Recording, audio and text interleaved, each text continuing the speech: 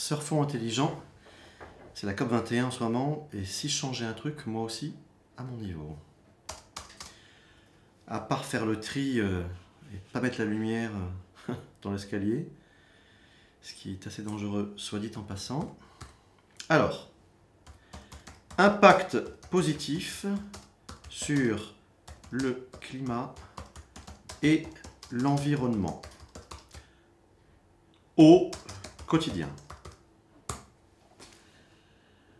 Ah, ça va pas mal ça. Je commande un kit de lombricompostage pour mon immeuble. Ouais. Alors, je prends plus jamais l'ascenseur. Ouais, sauf si j'habite au 15e étage et que je suis lourdement chargé. Je contribue pendant plusieurs mois à soutenir un agriculteur en prenant un panier de légumes chez lui dans une AMAP. Ouais, pas mal. Alors, je place mon argent sur des supports financiers éthiques et solidaires. Et puis, ah oui, j'achète mon énergie à une coopérative d'énergie renouvelable. C'est génial ça. Passer à l'acte. Tiens, Alternativa. Grand week-end de mobilisation à Paris, réunissant une multitude de collectifs, associations et ONG présentant un éventail d'actions possibles et déjà expérimentées en France ou ailleurs. Ah zut, c'est déjà passé. Ah, mais il y a une vidéo. Quand la mobilisation citoyenne se projette ou pas vers l'action politique. Allez hop.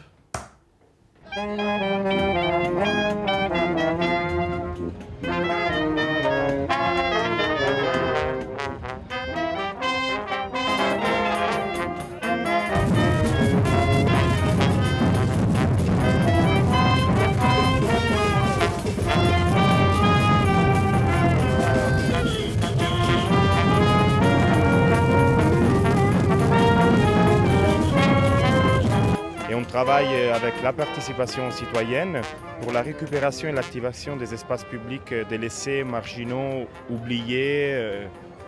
Comme ça. On essaye de réactiver ces espaces publics et de réactiver aussi les liens sociaux qu'on perd dans les villes. On a des cas, par exemple, d'occupation des terrains pour faire des terrains de jeu des enfants. Et pourquoi on occupe ça ?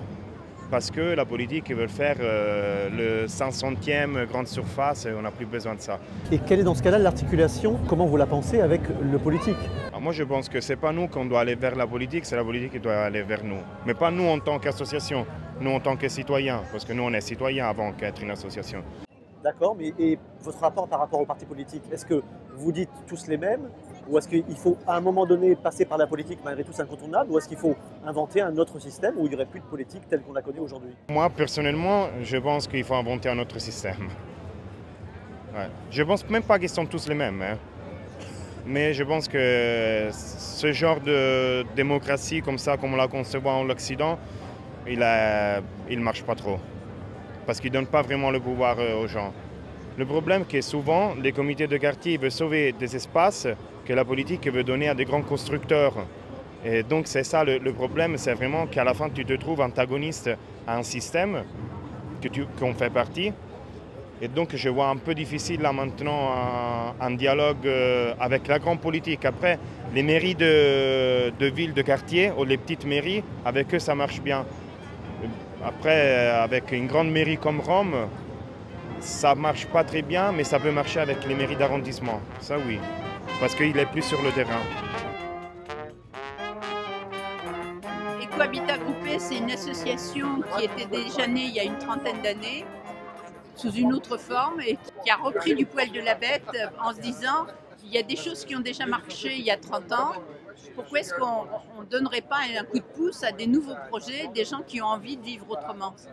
C'est un processus où des citoyens s'engagent et font toute une démarche pour eux-mêmes dire quel type d'habitat ils ont envie ou qui leur correspond. Et donc, ce n'est pas quelque chose je ne dirais pas qui est fait pour tout le monde, mais il faut que les gens comprennent qu'ils vont avoir un engagement pendant une certaine durée, mais que du coup, à la sortie, ils vont connaître un groupe, ils vont décider qu'est-ce qu'ils vont mettre ensemble. Et comment pensez-vous que cette initiative citoyenne, donc de gens qui font un cheminement chacun, est-ce que ça doit être encouragé par la politique? Moi, je sais que quand je suis allée voir une mairie, on m'a demandé si j'étais une secte, si j'appartenais à une secte. Donc, vous voyez un peu il faut une grande période pour leur faire passer le message. Simplement, bon, avec la loi Allure de Madame Duflot, on pense que la coopérative permettra de reprendre des choses qui étaient possibles il y a quelques années, mais qui avaient été rendues impossibles par la loi Chalandon. Et du coup, on attend les décrets, mais ça permet à des gens d'être soit des propriétaires, soit des locataires, soit des coopérateurs. Et je pense que, si vous voulez, ce qui est important, c'est de continuer à proposer une grande biodiversité, qu'il n'y ait pas un seul mode de vie. C'est chaque groupe qui va choisir sa forme juridique, son groupe, comment il se vit dans sa cité. C'est ça qui est important. Alors moi je suis Aymeric Prigent, je suis salarié de l'association Approche Paille. Donc Approche Paille, c'est une association qui fait de la formation et de l'accompagnement pour aussi bien les autoconstructeurs, donc les particuliers qui vont construire eux-mêmes leur maison, que les professionnels. Donc on forme des architectes, des charpentiers, des maçons, mais aussi des gens du commun qui veulent construire eux-mêmes leur maison. Et on fait aussi du développement technique. On essaye de développer des techniques de construction le plus écologique possible. Et est-ce que tu penses que cette initiative peut vraiment changer la donne? Ah bah clairement. Là, en gros, la construction bois-paille, c'est le seul mode constructif où quand on construit, on stocke plus de carbone que ce qu'on a émis pour construire. Du coup, c'est un peu comme si on plantait des forêts, quoi. On stocke du carbone, on nettoie l'atmosphère. Donc, il n'y a rien de mieux. On arrive à faire des bâtiments qui, dans leur vie, ne consomment pas d'énergie et qui, en plus, pour être construits, ont réussi à avoir un bilan énergétique quasiment nul et un bilan environnemental carbone qui est négatif. Donc, on a stocké plus de carbone qu'on a émis. On a des très grands bâtiments maintenant qui sont construits en paille. On a les deux plus gros bâtiments du monde, ils sont en France. Ici, les Moulineaux et Montreuil. Là, 5 900 m² et 6 200 m² respectivement. Donc des très grosses écoles. On a le plus haut bâtiment structure bois d'Europe. Il est dans les Vosges, il est isolé en paille, 7 étages. Donc voilà, c'est un logement social où les gens ils ont une facture d'énergie de 150 € par an. Donc voilà, je crois que tout est dit, quoi. Alors tu parles d'impact, tu parles de millions, tu parles de changement d'échelle. Est-ce que tu penses que le politique a un rôle? Clairement, ouais. Bah, ça, on le voit plus en fait au niveau local. Par exemple, nous, le siège, on est à Orléans, donc on travaille plus avec la région centre. Après, on intervient partout en France, mais bon, voilà, du coup, on joue plus ça. Il y a des autres associations qui agissent sur d'autres territoires, notamment il y a le Rhône-Alpes. Et en gros, on le voit très bien que Rhône-Alpes et région centre, c'est deux régions où le conseil régional s'est approprié la question et où vraiment, du coup, on a des dynamiques qui sont beaucoup plus importantes que dans d'autres régions. Donc cette articulation avec le politique, tu la penses indispensable, incontournable? Et surtout, à quel niveau? Uniquement au niveau régional, local, municipal, ou est-ce que ça peut être à un niveau politique plus général, plus national? Alors, au niveau politique plus général, ça peut être par la réglementation. Jusqu'à maintenant, on est sur une réglementation uniquement thermique, donc on impose des performances uniquement. Mais une performance, on peut l'atteindre aussi bien avec de la laine de bois, de la ouate de cellulose, de la paille, mais aussi avec de la laine de verre et du polystyrène. Si on parle juste de performance thermique, en plus on parle que de performance thermique d'hiver, on ne parle même pas d'été, pour lesquels des isolants fibreux peu denses comme la laine de verre sont archi nuls. On ne parle pas de transfert d'humidité, pour lesquels les isolants pétroliers comme le polyuréthane, le polystyrène pourrissent les bâtiments. Voilà, donc si on parle vraiment de globalité de toutes les caractéristiques des matériaux, là les biosourcés trouvent beaucoup plus d'intérêt, quoi. Pour la réglementation thermique 2020, donc on sait qu'elle arrive, mais on ne sait pas trop ce qu'il va y avoir dedans. Mais possiblement, il pourrait y avoir des choses comme quel est l'impact, combien de kilos de CO2 ont été dégagés pour la construction de ce bâtiment par mètre carré, par exemple. Il y a l'Agence locale de l'énergie du climat de Plaine Commune, en Seine-Saint-Denis, qui réfléchit à ça, par exemple. De mettre un indicateur sur combien on a pollué pour construire. Et l'indicateur, ça peut être aussi quelle quantité de main-d'œuvre on a utilisé. Ça, c'est ce qu'on appelle l'intensité sociale. Si vous faites le même travail, enfin, le même service, avec le même prix, mais avec plus de main-d'œuvre, bah, du coup, c'est mieux, vous avez créé plus d'emplois pour la même dépense d'argent. Donc, c'est ça le principe d'intensité sociale. Et donc, on peut aussi mettre des indicateurs comme ça. Et au-delà de l'indicateur, après, on peut passer à la réglementation. On pourrait avoir une réglementation qui dit, bah voilà, pour construire un bâtiment, on n'a pas le droit de dépasser à la construction tant de tonnes de CO2, enfin de kilos de CO2 par mètre carré construit.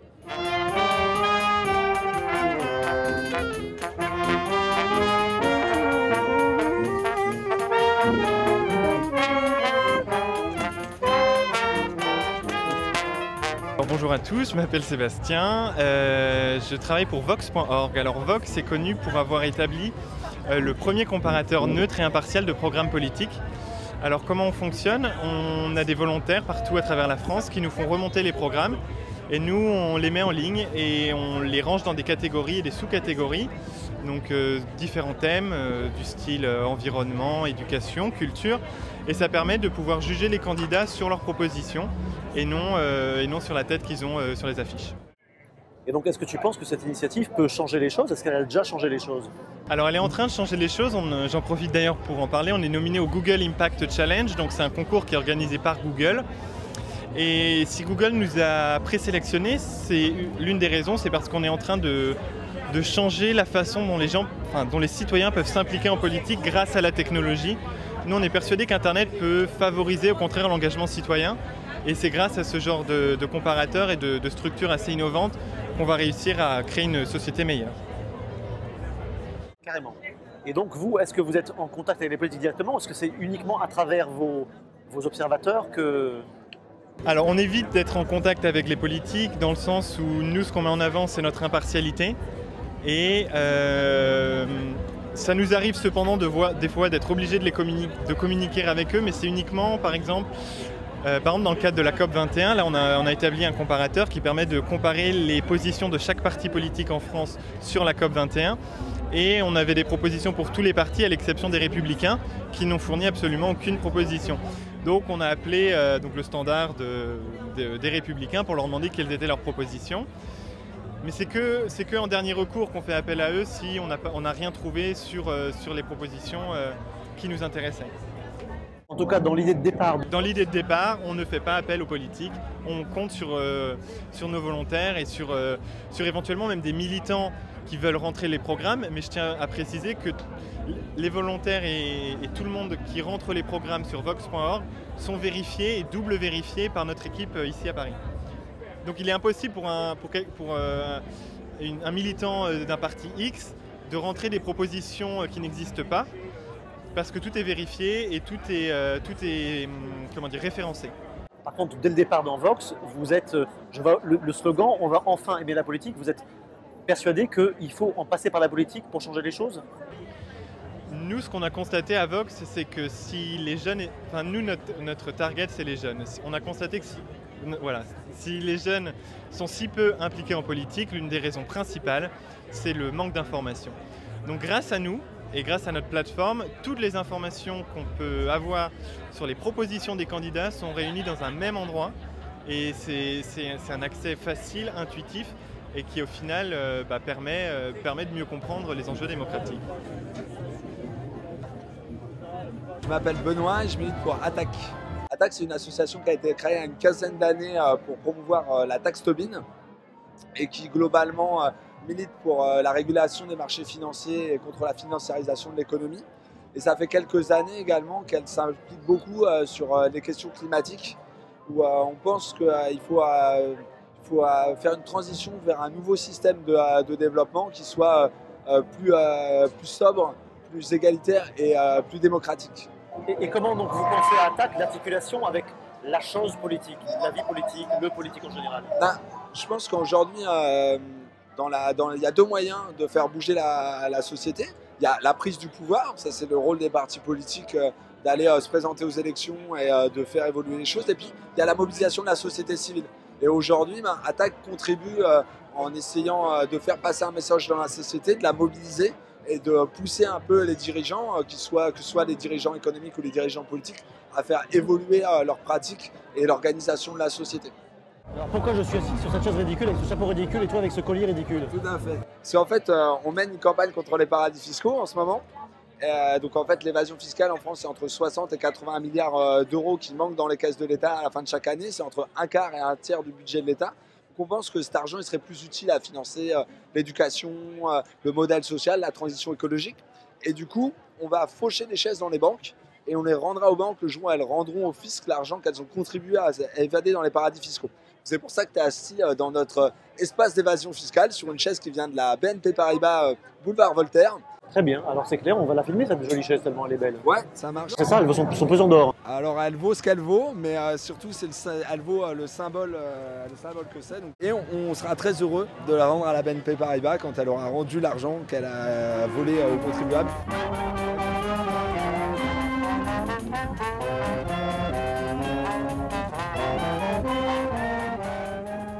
Ta merde, c'est dingue ça. C'est con si j'avais su. Bon, en même temps, ça veut sûrement dire contrainte de temps, surcoût et complications administratives. Et puis je peux toujours me débrouiller à ma petite échelle, mais si je reste tout seul... Bon. Financement et urgence climatique.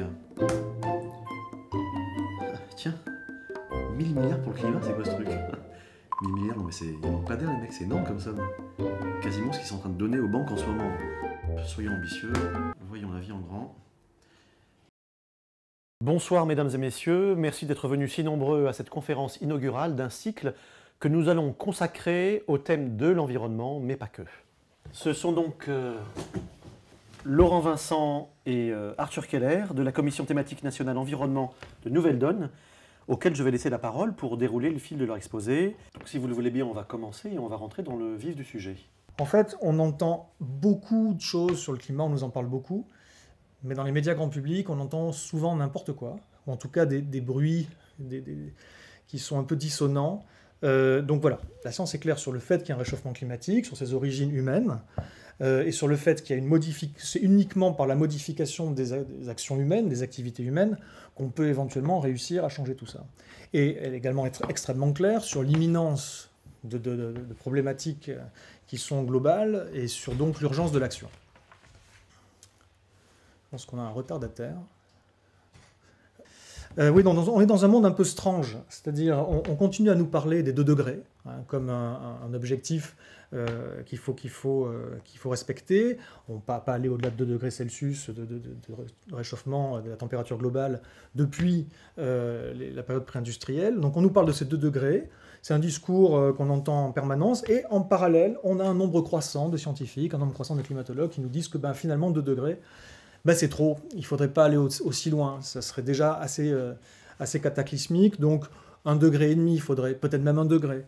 Alors c'est quoi la magnitude de l'enjeu? On voit une animation, cette animation représente l'évolution de la température et de la concentration de l'atmosphère en CO2 sur les 800 000 dernières années. Donc 800 000 ans, ça fait, on voit sur cette courbe des périodes glaciaires, il y a 6 périodes glaciaires, interglaciaires, et on voit que les 2 courbes se suivent très très près. Donc on a effectivement une corrélation extrêmement bien comprise scientifiquement entre le CO2 dans l'atmosphère et la température. Et on voit que ça se suit. Maintenant, voilà ce qui se passe depuis 100 ans.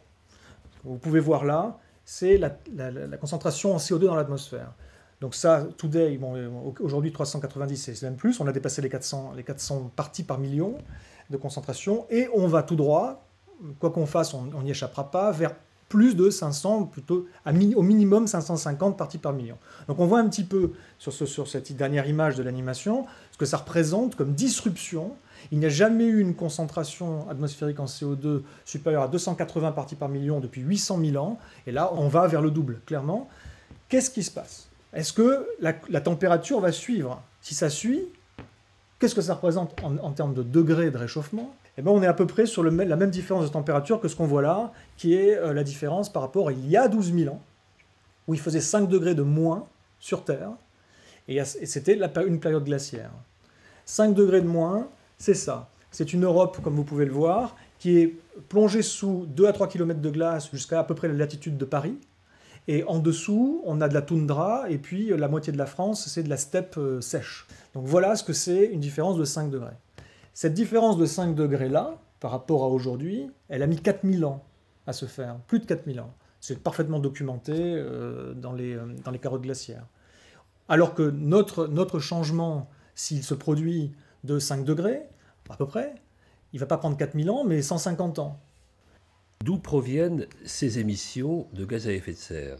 Elles sont pour 70% dues à l'énergie consommée, tant dans les transports, le résidentiel et le tertiaire, en chauffage, et en activité, l'industrie, et puis une part non négligeable, elle est sur ce graphique indiquée à 18% sur l'agriculture.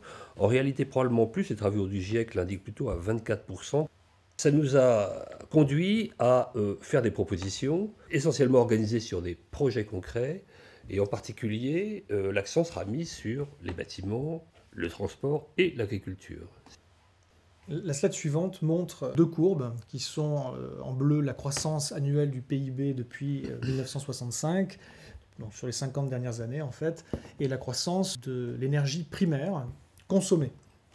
On voit qu'au niveau mondial, il y a une corrélation, presque une causalité entre l'énergie qu'on consomme et la quantité de biens et de services qu'on est capable de produire. Alors aujourd'hui, on nous parle d'un découplage. On nous dit que ça va être possible de continuer à croître, de maintenir une croissance. Aujourd'hui, on appelle ça la croissance verte, du moins pour certains. On va avoir une croissance générale globale de l'économie, et pour autant, on va être capable de consommer moins d'énergie, d'émettre moins de gaz à effet de serre, de résoudre la question climatique. Bon, on ne pense pas. On ne pense pas que c'est le cas chez Nouvelle Donne. Les gens que nous avons reçus, les experts que nous avons reçus, qui travaillent sur la question justement du lien entre le PIB d'une part et l'énergie de l'autre, sont extrêmement clairs sur le fait qu'il y a une corrélation extrêmement forte entre les deux.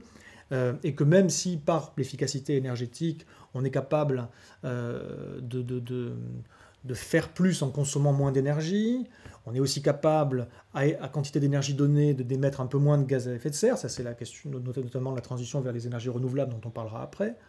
On est capable de faire un certain nombre de choses. Et donc, effectivement, on peut légèrement faire en sorte que ces courbes ne se suivent pas tout à fait, qu'elles se détachent l'une de l'autre. Mais faire en sorte qu'il y ait une courbe, celle de la croissance, qui monte, et l'autre, celle de la consommation d'énergie primaire, qui descende, on n'y croit pas. Ça ne s'est jamais vu, absolument jamais vu de l'histoire. Aujourd'hui, on nous présente ça comme quelque chose de facile, presque. Il faut arrêter de rêver. Alors, on a des préconisations dans différents secteurs, on va dire, domaines d'activité économique dont tu as parlé tout à l'heure. Le premier, c'est l'agriculture. On sait que si on cultive une exploitation agricole sans labourer, donc on élimine le labour, on introduit la culture d'engrais verts en culture intercalaire, on fait ce qu'on appelle du semis sous couvert végétal, on peut diminuer drastiquement les intrants, on peut quasiment les éliminer complètement, ça c'est au début, mais également les traitements fongicides ensuite entre la récolte et le silo. On peut quasiment, on diminue mais de 80%. On optimise l'utilisation de l'eau. Si on remet des arbres, on va non seulement pouvoir diversifier les cultures, on va pouvoir retenir les sols pour empêcher leur érosion, comme c'est le cas aujourd'hui dramatiquement. On a un certain nombre d'outils aujourd'hui qui sont parfaitement maîtrisés et connus, mais qui sont tout à fait minoritairement utilisés dans le domaine agricole. On a des outils qui nous permettent d'avoir une agriculture qui serait régénératrice des sols et qui arrêterait de les détruire, régénératrice de la biodiversité également, qui aurait un énorme impact, qui arrêterait d'avoir un impact négatif sur les océans par justement cette érosion des sols qui fait que la terre et tous ses nutriments partent à la baille. On peut avoir des rendements, accrochez-vous bien, supérieurs avec moins de travail. C'est beaucoup plus simple pour les consommateurs comme pour les agriculteurs. Ça redonne du sens au travail à la terre finalement, parce que du coup ça redevient un métier noble, parce qu'aujourd'hui c'est une industrie plus qu'autre chose. On crée des emplois, on peut diviser les émissions de gaz à effet de serre de 40%. Alors si on fait la somme de tout ça, on ne comprend pas pourquoi il n'y a pas déjà une transition de ce modèle agricole vers toutes ces pratiques dont je parle et qui sont aujourd'hui éprouvé, c'est démontré, il y a suffisamment de gens qui l'ont fait pour démontrer que ça fonctionne. Sur le transport, qui représente 32% quand même de la consommation énergétique primaire, le réseau ferroutage, le réseau ferré, les highways, c'est alors les équiper des voies rapides ou des autoroutes sur la file de droite pour que les camions équipés de caténaires puissent se raccorder sur des fil électrique comme un tramway, mais tout ça peut se passer à 80 à l'heure, 90, et c'est déjà opérationnel au stade expérimental chez les Allemands. Développer aussi des véhicules à très basse consommation, de façon à consommer 2 litres au 100 ou 1 litre au 100 si on accepte des véhicules de petite taille. Et sur des modèles économiques qui consisteraient non pas à acheter ou à vendre des véhicules, mais à les laisser à disposition, moyennant un prix au kilomètre et moyennant un service de mise à disposition, de maintenance de ces véhicules. Bien sûr, développer le transport en commun. Et par exemple, cette belle idée que tu développais l'autre jour de tram-train. Effectivement, Ouais. c'était à Limoges et c'était la première moitié du XXe siècle. Il y avait un tram-train qui était, comme tu viens de le dire, un moyen de transport qui, hors de la ville, roule sur des rails de chemin de fer, les rails comme les autres trains, mais qui peut rentrer dans la ville et là, ça devient un tram. Voilà. Et ça permettait de desservir intégralement, en l'occurrence, la région de Limoges. Et effectivement, avec 345 km de voies à l'époque et plusieurs dizaines, je ne sais plus combien exactement, de machines qui desservaient très bien toute la région, tout ce réseau fonctionnait avec seulement 1,8 MW, c'est-à-dire moins que ce que c'est produire aujourd'hui une seule éolienne industrielle. Donc, avec une énergie incroyablement faible, aujourd'hui, on serait capable de faire encore beaucoup mieux que ça si on s'en donnait les moyens. Sur le secteur du bâtiment, bien sûr, c'est un point très important puisque ça représente 43% de la consommation énergétique primaire. Sur le logement privé, ça veut dire qu'il faut lancer de l'ordre de 700 000 logements par an. Aussi des bâtiments tertiaires pour une part non négligeable puisque ça peut représenter 25 millions de mètres carrés par an. Ça veut dire aussi former 700 000 ouvriers et artisans par an pour créer des bilans thermiques, savoir créer des bilans thermiques, savoir isoler à l'intérieur, à l'extérieur, savoir traiter l'étanchéité à l'air. C'est une révolution dans le bâtiment qui a lieu, mais qu'il faut accompagner. Ce sont des gains importants d'économie d'énergie, évidemment, qui viennent en diminution des coûts, bien entendu, puisque la consommation d'énergie serait de l'ordre de passer de 350 puis à 200 jusqu'à 50 kW par mètre carré par an en 2050. C'est une réduction très importante. Le travail que Philippe Quérillon a pu faire sur le scénario Négawatt, qui est une de nos sources de travail, une création nette d'emplois de 300 000 emplois. Sur l'industrie aussi, il y aurait sans doute beaucoup à faire. Elle représente 23% de la consommation énergétique primaire. Je vous ai parlé tout à l'heure de ce qu'on appelle l'économie de la fonctionnalité, c'est-à-dire mettre à disposition des biens en service et pour les voitures, les payer au kilomètre ou pour des équipements, les mettre à disposition et en assurer la maintenance. C'est une technique qui coupe court à l'obsolescence programmée, c'est-à-dire que les industriels qui mettent à disposition ce système ont intérêt à faire durer leurs produits et non pas se dépêcher de les rendre obsolètes pour en acheter de nouveaux. Ce qu'on a comme objectif principal, nous, c'est de décarboner le système énergétique. C'est ça qui est le plus important à notre sens. Donc, on nous parle des énergies renouvelables, ENR, et effectivement, nous sommes aujourd'hui tout à fait clairs sur le fait qu'il faut les développer, et les développer massivement. Toutefois, pas n'importe comment. Souvent, on nous dit « oui, on est pro-ENR ». Pour nous, le terme pro-ENR ne veut strictement rien dire. Il y a toute une palette d'énergies renouvelables. Il y en a qui sont bonnes, il y en a qui sont mauvaises, il y en a qui sont moins bonnes que certaines. Et puis surtout, ça dépend des endroits. Donc une énergie renouvelable qui va être bonne à un certain endroit, par exemple du solaire, ça va être très très bien là où il y a du soleil. Le solaire là où il n'y en a pas, c'est effectivement moins bon. Ce que je veux dire là, c'est qu'il y a du bon et du moins bon, et un certain nombre de modalités à prendre en compte pour faire cette transition vers les énergies renouvelables. La transition vers les énergies renouvelables, elle est pourquoi ? Elle est pour que la société puisse continuer à avoir de l'énergie à sa disposition. L'énergie, c'est tout. On ne peut faire aucune activité, on ne peut pas vivre sans énergie. Il en faut.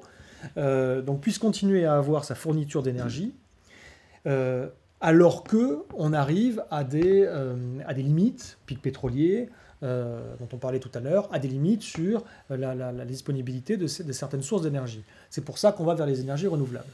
Et sur la question du climat, pour nous, l'important, c'est d'arriver à faire cette transition vers les énergies renouvelables sans qu'elle soit au détriment du climat. Ça, c'est toute une problématique. Donc, le second point de la slide, c'est le nucléaire. Oui, nous sommes anti-nucléaires, on va dire ça comme ça. C'est-à-dire on est pour une sortie du nucléaire. Mais c'est une sortie que l'on veut graduelle. La sortie du nucléaire, elle doit être planifiée, savamment organisée. Parce que, en Allemagne, par exemple, ils sont en train de faire une transition énergétique vers les énergies renouvelables, tout en ayant éteint leurs centrales nucléaires. C'est une catastrophe pour le climat.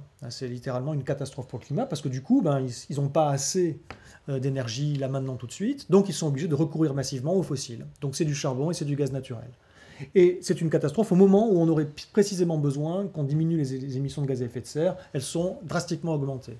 Pour éviter de tomber dans cet écueil, la question n'est pas de construire de nouvelles centrales nucléaires, on n'est pas pour ça. Par contre, d'utiliser le parc existant pour optimiser notre transition vers les renouvelables sans avoir recours aux fossiles. Voilà, comme vous faites référence à ce document, je me permets juste de le présenter. Effectivement, Merci. Voilà, c'est le document. Et vous parlez des annexes. Effectivement, il y en a 3. Donc ça, vous pourrez le découvrir. On essaiera de le mettre... Il est en ligne. Il est en ligne, voilà. Oui. Mais comme ça, au moins, voilà, c'est fait. Merci. Merci Laurent, mais puisque tu le pointes du doigt, je te laisse le lire toi-même. Non, un des mots d'ordre de notre campagne, c'est un plan Marshall pour le climat, un plan d'urgence. C'est un véritable effort de guerre. Tout le monde sur le pont. Tout le monde sur le pont. Très bien. Merci beaucoup donc pour cette présentation. Merci à vous deux. Merci au public qui était présent ce soir avec nous. Et donc nous aurons le plaisir de nous retrouver bientôt pour la conférence suivante. Aucune information précise à vous fournir pour l'instant sur son contenu, sur la date ou le lieu. Mais comme cette première conférence a su arriver jusqu'à vous, les suivantes vous trouveront également, si vous le voulez bien entendu. Merci beaucoup et donc à très bientôt. Au revoir. Non mais grave quoi. Pourquoi on n'entend jamais ça dans les grands médias ou dans la bouche des grands partis politiques? Bon, on va pas s'énerver, let's go. En avant le verre, toutes. Alors, hop.